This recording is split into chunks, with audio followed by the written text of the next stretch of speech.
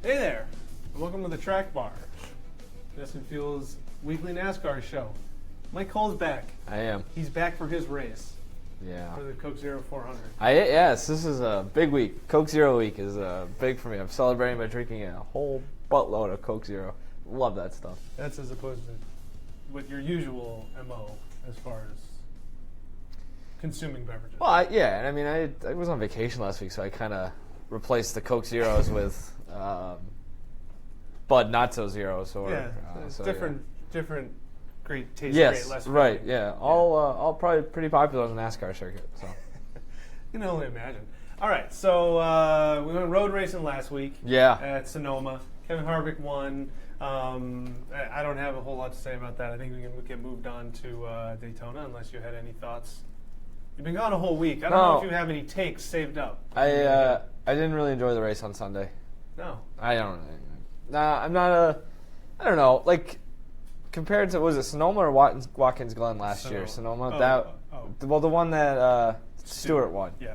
I guess I probably just went in with too high expectations, kind of hoping that it would be like that again. Kind of weird when a guy wins by like 8 seconds. And it's just, I don't know. I liked watching Clint Boyer limp around in a car that was half gone. Well, like that is the cool thing about like that. That's true. The aesthetics, as everybody finished that race, were much better than most weeks, where it just looks like something out of Days of Thunder. So I enjoy that. There was another big thing about last week. I don't know. I guess it's not big. I guess it's depending on who you talk to. Depends who you are. It was the last race of the year on Fox. Yeah. It was the last race on Fox ever for, well, potentially, for one Mr. Dale Earnhardt Jr. NASCAR does it a little weird as opposed to a lot of, some places where you know what network that game is going to be on all season long. First half of the season from Daytona to Sonoma is on Fox Sports. Second half of the season from Daytona to Homestead is on NBC. Rather than mucking up in the races, you said you're not a road racing guy. Before we get into talking about Coke Zero 400, what are your thoughts on the Fox broadcasts, excepting the fact that you're biased about your guy being in the booth? It's interesting because, first of all, the fact that your point is even more amplified by the fact that, both Fox and NBC have two different channels on which they broadcast NASCAR, so it's even more confusing. I know that's a reason we'll kind of get into ratings as well, for ratings being down and things like that. I like Fox's broadcast. I know that's like a unpopular NASCAR hipster opinion. I mean, if you look in the mentions of anybody, I think it was Jeff Gluck who just tweeted out that this is the final race on Fox before the race or whatever, and a lot of people were like, thank God, and finally, and so sick of Wall Trip and things like that. As somebody who is whatever the step above, I'm in between a casual fan and not say expert, but kind of in there. Hard. Not diehard, right. Yeah. I like Fox because there's an entertainment value to it. The wall trips have not annoyed me yet. There's a little bit of, I just think the entertainment value is a little higher. And I'm for maybe a full season that would get under my skin, but for a half season I don't mind it. And I just, I understand why people might not like the wall trips, especially Daryl, and just kind of the antics and whatever you want to call it. But at the same time, you want to say antics, I say enthusiasm and love for the sport. And I think that that's something that comes through on that broadcast more so than maybe any other broadcast in all of sports. Is that these guys really enjoy being at the track. Yeah, it would grate on you if it was the whole year, but it's still I know we're halfway through the season just about, but there is still kind of something that's good about, I'm pumped for racing being back. I love the fact that you got the wall trips in there who are just as enthusiastic. And then halfway through the season, maybe some of the shine of the season's not new anymore. It wears off. And then you got Steve Letarte. I like the balance of having Darrell Waltrip, who's boogity and all that, and then halfway through the season you go to NBC, where I think their booth crew is a little more analytical. And they're not coming at it from the driver's perspective either. You go from having guys who are really good in the driver's perspective, but Larry McReynolds obviously chiming in notwithstanding, but then you go to guys that I think are talking a little bit more on the technical side, and that's really cool. Yeah, and I think it's the way that these two networks, and this is really top to bottom for these two networks, I think, especially in their sports programming, I think is you look at Fox and it's a little bit more like reality television type of a production as opposed to NBC. I think NBC has a better sports production on the the entirety of it. Like I think Sunday Night Football is the best sports broadcast going. And I think that those sort of elements. I mean, the Ebersol effect is still it's still part of NBC Sports. So I think that makes sense. I just look at it. The best way is to combine the two and somehow get the best of every world in there. Where if you could have a booth with, I love Mike Joy. Like that's you know what I mean. Like and especially I was listening or going back and his name describes himself, right? And that's what I'm talking about. Like with that sort of enthusiasm. I'm not a big Rick Allen guy on NBC, so if you had a booth of like Joy, maybe Waltrip, and Letarte, like that's now you're cooking. Now you get a little bit of everything, and then I see. Yeah, I don't really have a problem with either of them. I think it's kind of cool that you get both sides of it too over the course of a season. I'm amazed. There's a few people in television that amaze me, and Chris Myers is one of them. Yeah, like, that's Chris Myers that's is, a really good point. Last night it was I can't remember what time it was. But he's doing like MLB whip around. Right. He does all this stuff, and then he's there Sunday morning doing NASCAR. That guy works his butt off. So kudos, Chris. Yeah, it never ceases to amaze me.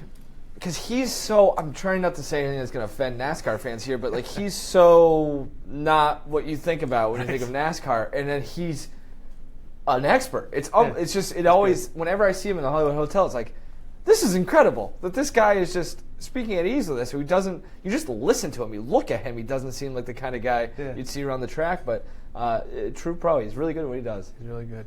I was actually surprised. I didn't realize this looking back. Do you remember what the first Fox NASCAR broadcast was? No. The 2001 Daytona 500. So that would have, as I said, no. I was like, it's probably a very recognizable race. Oh, that's incredible. I would have. That seems more recent than I would have imagined, to be honest with you. Yeah. Well, remember. Although we're old, so what was it? It was ESPN and TNT. Yeah. But so obviously, Dale Earnhardt Sr. met his end there. And Dale Jr. was asked really immediately after the race on Sunday about his thoughts on it being his last Fox broadcast. And it was funny because he had just been driving, he just pops out of the car, and he already got really introspective. Weird line of questioning in hindsight. And he said, I think the wins and everything are great. I enjoy celebrating those. But after a long career, guys come along and win races, and some of your accomplishments on the track sort of get forgotten. But who you are as a person never gets forgotten. People never forget who you were. That's an unbelievable answer, all things considered. Like getting out of the car and be like, hey, here's a really introspective answer. Yeah.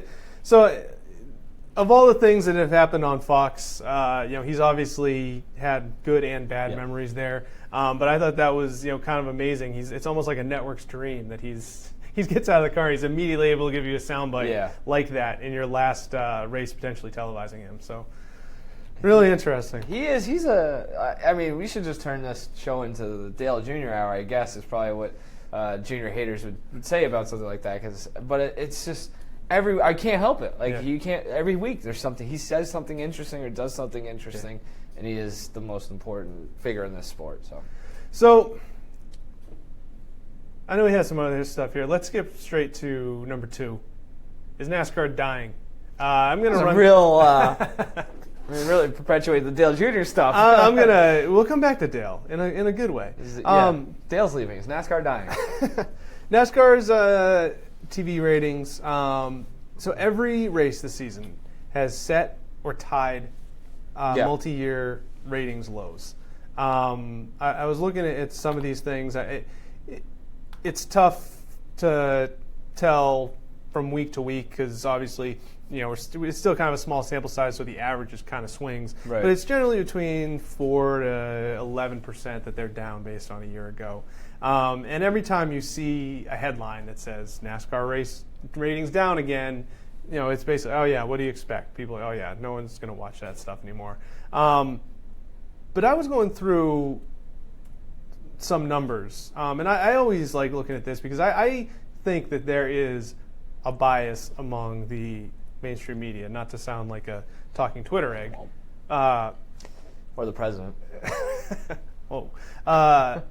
Against NASCAR and its ratings. Yeah. I was looking, so last week, the headline, Michigan NASCAR race ratings down 9.5%.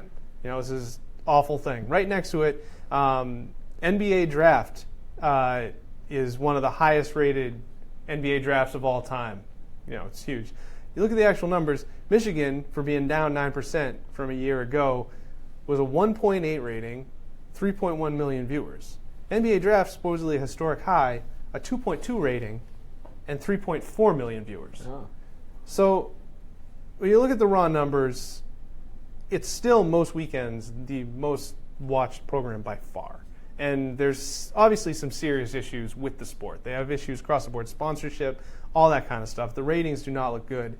But it's just always kind of curious to me that I look at that and they're like, oh, NASCAR ratings are down, and oh wait, but they're still. It was still the thing that most people watched last weekend by a large margin. ESPN Major League Baseball this season is averaging a 0.7 rating. Not even 900,000 viewers. Not good. It's flat. Yeah. NASCAR, for all of its supposed problems, it gets more than double that. Mm-hmm. Yeah, there's a lot to unpack there. Sorry. Yeah, no, it's across the board. I mean, this is not necessarily indicative of NASCAR. It's indicative of sports on TV. Exactly. It's ratings more or less are down across the board. I mean, we just got done having a national conversation for however many weeks of the NFL season about the NFL ratings being down. And they went back up when the games started meaning more. Right. And when the games got better, when there were fewer things to do and all of that. There were a lot of different factors, but the main factor in my mind is that this is the direction that TV is going. Yeah. And there's a market adjustment that you're going to see over time in terms of ratings. And expectations for a good TV rating are going to be different in 2018, 2019, 2020 than they were in even 2015, 2014. We are seeing this change very fast. This is a revolution. It's not an evolution. Yeah. Hey, I like it. So that's part of it. It's also, I mean, it is a little bit of dishonesty or fake news or whatever about the ratings compared to other sports, because they're doing this literally every weekend in the summer. So like you're healthy. Like, again, these things are going to have to be adjusted. There's going to be corrections. The Sports Business Journal piece this week talking about sponsorship money and how it's a buyer's market. If you're looking to get in as a sponsor right now for a NASCAR team, it's a good time to do it because a lot of different reasons it's down, and TV ratings are a big reason for that. These teams are asking way too much money. Now it adjusts itself. I mean, we have this conversation again in 2 years. It's not going to seem as dire, I don't think, in my mind. Yeah, no, this isn't a NASCAR problem, and that's kind of what I talk about. Some of the biases. I'll hear people that they'll tell me about, stage racing is terrible. It's just another sign that NASCAR is dying. I'll be like, you're a baseball fan, right? Like wait a second.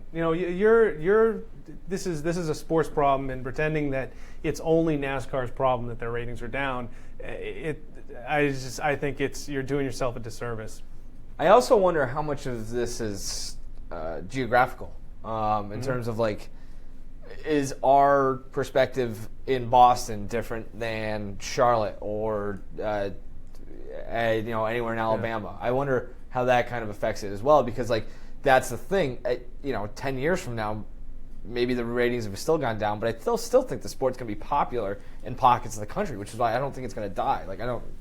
Well, I mean, there is obviously, they do know it down in Charlotte, for instance, because Lowe's is based in Charlotte, and they just restructured their deal with Jimmy. So, right. I mean, they clearly recognize that, but I actually, I wonder how much this is going to impact sponsorship, because I wonder if this will create more parity, because there are only so many sponsors up here. Yeah. So many Lowe's and Coca-Colas and all that, and there was kind of a big, if you didn't have one of them, you were down here with the South Point casinos of the world. Mm-hmm. And if fewer of these guys are up here giving you, $25 million a year, then there's a little bit of a closing of the gap. So I'll be interested to see how that impacts sponsorship and how that impacts parity. I'm also interested to see how that impacts going forward. We have a few drivers right now that are in supposed sponsorship limbo. Danica is one that everyone says, oh, Danica's having so many problems with sponsors. Maybe this is her last year. Well, Danica just happens to be in a situation right now where, she just signed a sponsorship deal, and it was early enough for them to kind of take another look at it. Other guys, Matt Kenseth, who's also a great driver, he also had his discontinued last year. So I wonder is this really on the drivers? Is this really, Kenseth? Is this really Danica? Are they having a sponsorship issue, or is it just that their sponsorships are up for question at a time when sponsorship dollars are less? That's exactly what I was going to say. It's not necessarily. It's probably not the issue of trying to sell Danica or Matt Kenseth. Right. It's the issue of trying to sell a sponsorship on a race car for much more money than you're going to be getting. And again, it's kind of what I was saying earlier, where the market needs to correct itself. And I do like your idea about the parity. And maybe this is good for the sport in the long run, to get these lower level. I mean, the Hulu thing within the Sports Business Journal story, getting these companies involved in this sport, getting more companies involved in the sport. Sure, maybe it kind of gets away from the old days where DuPont and Jeff Gordon were synonymous with each other. Maybe there's not that sort of recognizable factor to it, but maybe getting more people to the party helps cultivate the sport in different areas. So maybe that's the silver lining. I don't know. Yeah. It's going to be hard. I mean, obviously, this market correction is coming at an opportune time to circle back to the Daytona topic. I think this is his last Daytona, and I know that he's said it's not. And I know everyone's going to want to see him back. And he's got 4 career Cup wins. He's won 2 500s. I could see him competing in an Xfinity race again, but for a lot of reasons, sponsorship is part of it. Other part of it is I don't know where he's going to get a car. Yeah. I think this might be a swan song at Daytona. Yeah, I mean maybe I keep going back and forth on his entire retirement on the whole, in terms of he seems like the kind of guy who's never known anything else his entire life, is going to miss it terribly. And maybe that kind of gets him back into it, and maybe again there are hurdles to clear, like you kind of just mentioned. I could also kind of see him just disappearing, which is another, because I think this is a guy who has spent his entire life in the public eye, and I would imagine there's probably something pretty refreshing about going back and literally sitting in your treehouse and kind of turning yourself off from the world for at least a few years. But in terms of... Well, he will have the DIY network. Yeah, that's true, yeah. He's going to be a reality TV show. Fixer Upper Treehouse. Flipping Treehouse. This is the mind races with all the opportunities, and they're endless. But no, I think he gets back in the car at some point, and I do think he races again at Daytona, because the sponsor thing is an issue, but I feel like at a certain point he's such a kind of the exact opposite of what we were just talking about. Yeah. I think he's the kind of guy who the name sells by itself, and you find a way to get that done. Yeah, I guess they found a way with Michael Waltrip for a long time. Right. I just look at. I definitely think he'll be back at Xfinity. That's 100%. He can race Xfinity whenever he wants, because of the cost is much less. But he's the boss too. Yeah, but so unless Hendrick is deciding to add a car just for the 500, he's got to have a car to get into. And sure, he could probably come and say, hey, I want to do a one-off with Circle Sport whenever he wants at the Cup level. But does he want to just get into a car that is not really going to be competitive just to be in the 500? Right. And then if he goes, it's let's say they have Alex Bowman or whatever that's running their 4th car, and it's oh yeah, so Alex, hey, good luck in that, but no, you got to get out of this car for Dale. It's like playing the entire season. You reach the Super Bowl, you don't get to play in the Super Bowl. It's we're going to pull you out for a guy.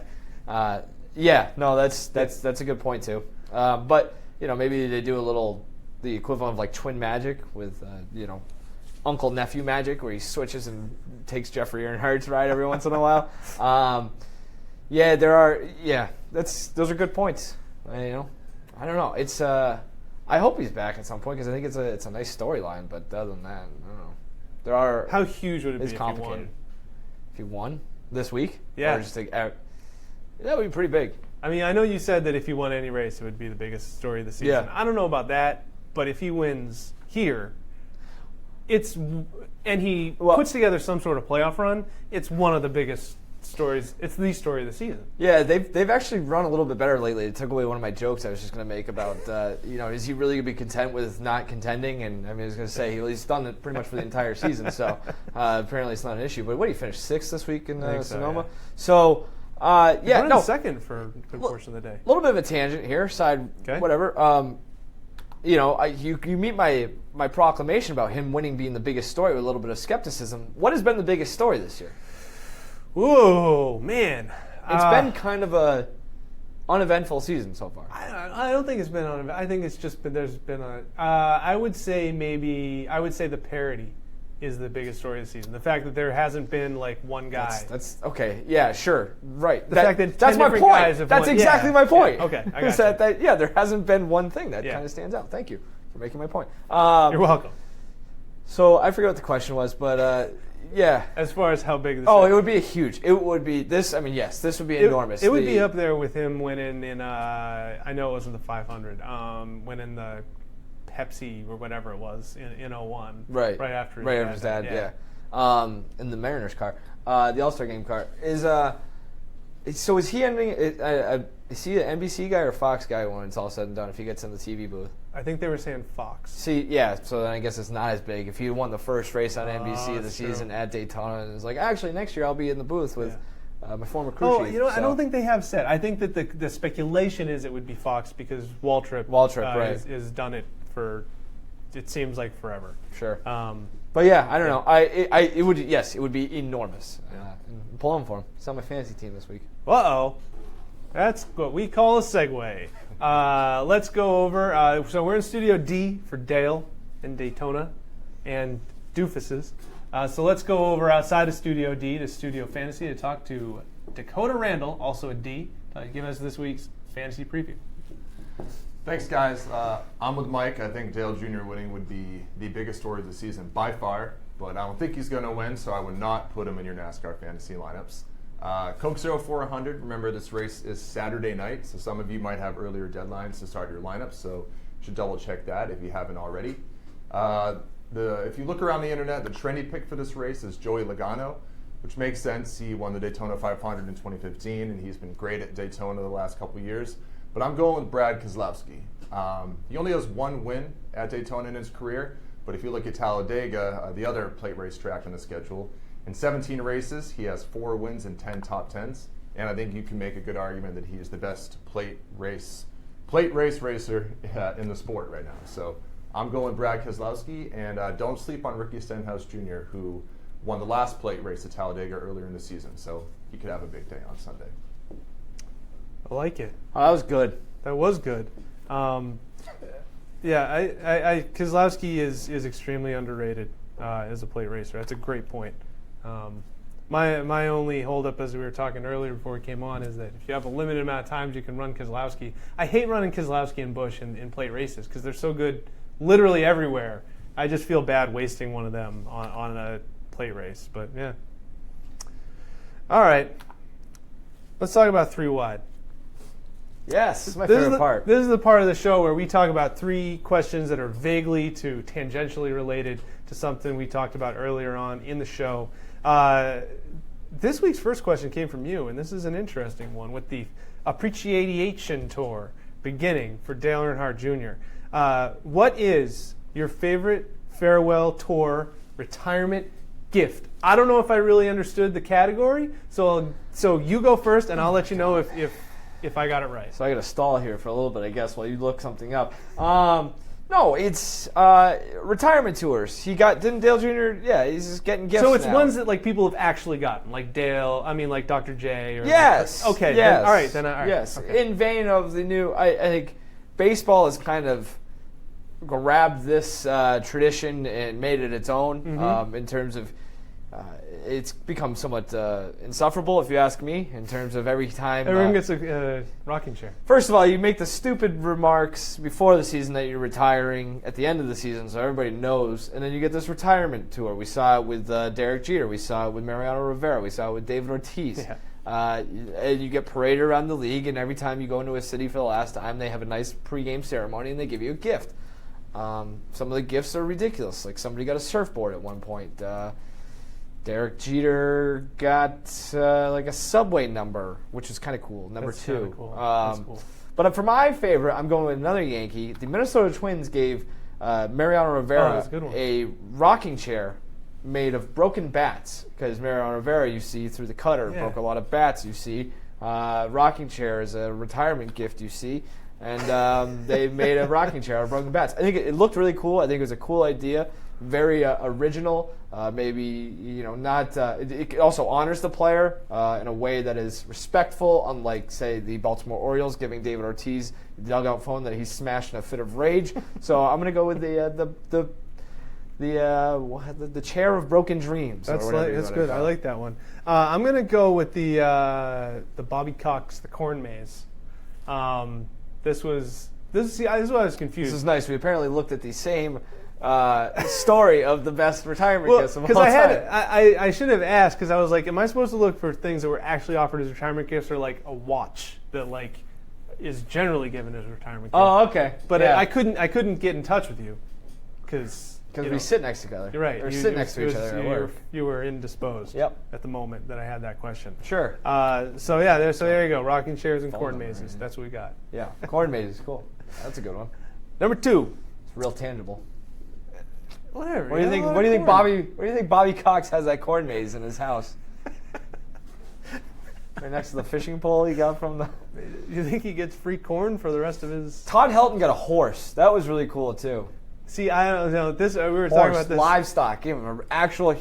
That's a good point. What were you gonna say about the Yeah, dogs it's at Dale? Sonoma. This is what They gave him 4 dogs. They gave Dale Earnhardt Jr. 4 and dogs. I thought they were actually giving him dogs, and then afterwards I found out that Hey, like, they were find a actually place just to- presenting them, and they were going to give them to kids on his behalf. But I was like, are they really? This guy's coming to California, and they're giving him 4 dogs. Like, how is he going to get 4 dogs back to North Carolina? Put him in the commercial with the next nationwide commercial. Junebug.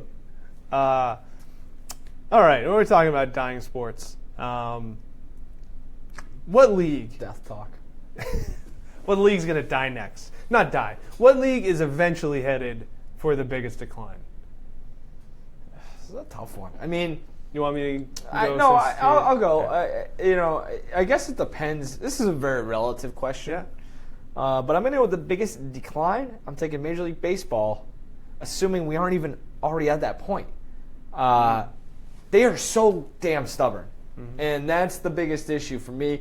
The TV ratings are declining across the board. It is a relatively boring sport in a culture and society that is increasingly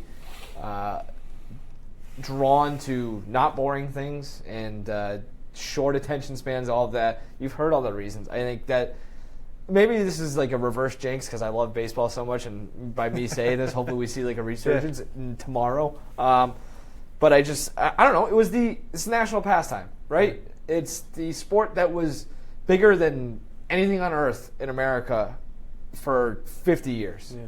And 20 years from now, I don't know where it's going to be, but it's going to have seen a very, very steep fall, in my opinion. Yeah, no, sad. I'm with you. Sad. It's extremely sad because I'm with you. I love baseball, and it's very frustrating to see it be so stubborn and not fight for its own life. And that's why. This is a big reason why I picked baseball too, is because the solutions are very simple, and they still won't do it. So if you're not gonna, we've already seen the fall start. You're not doing anything to stop it, then you're probably not going to do anything in the long run. So. Yeah, that'll kill Dakota. Dakota loves baseball more than people love anything. It's kind of creepy. Yeah, well, it's good. It's a young guy liking It's baseball. true. It's more rare than something very rare. Couldn't think of anything. Yeah, it's not. So I went with one that's actually. What? It doesn't look very young. That's true. And also, he's 8 feet tall, and I don't like that about him.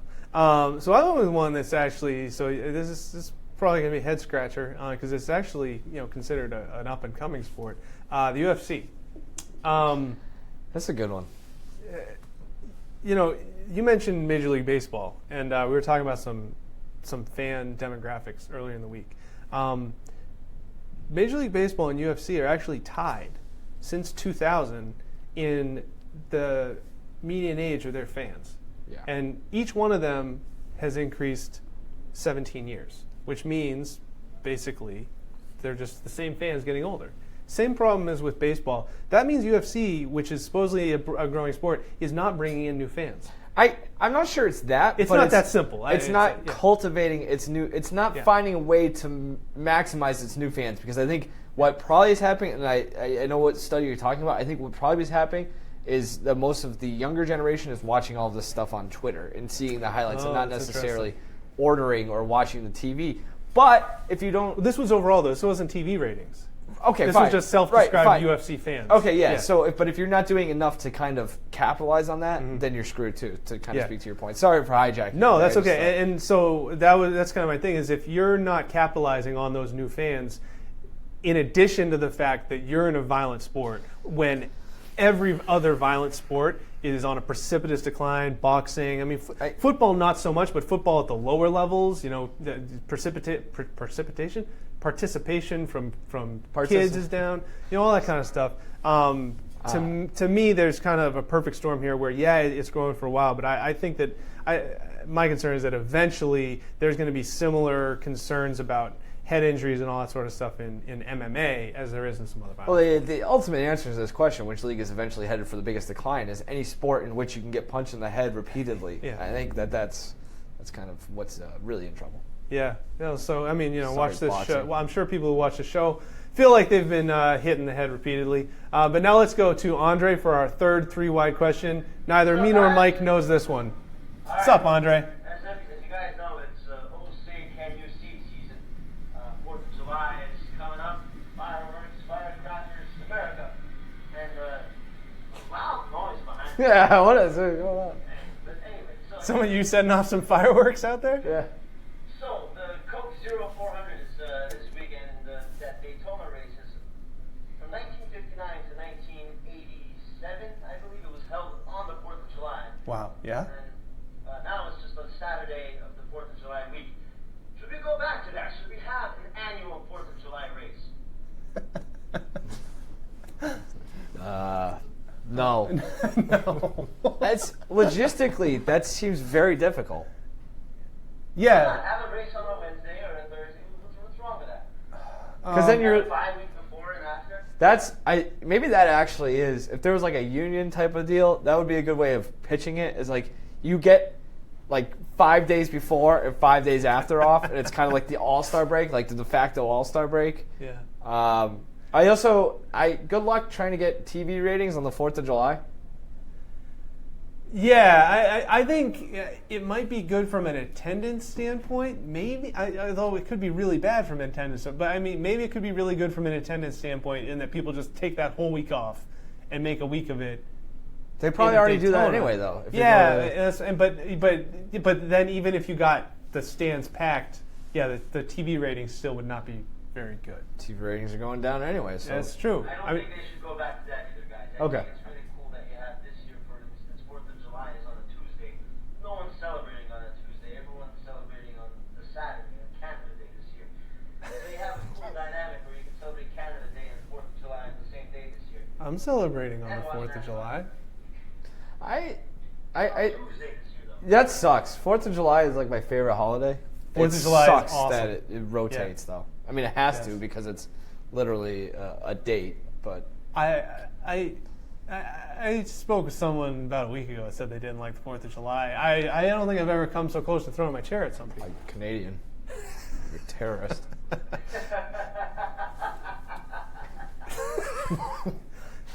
Okay, Andre that's liked it. that one at least.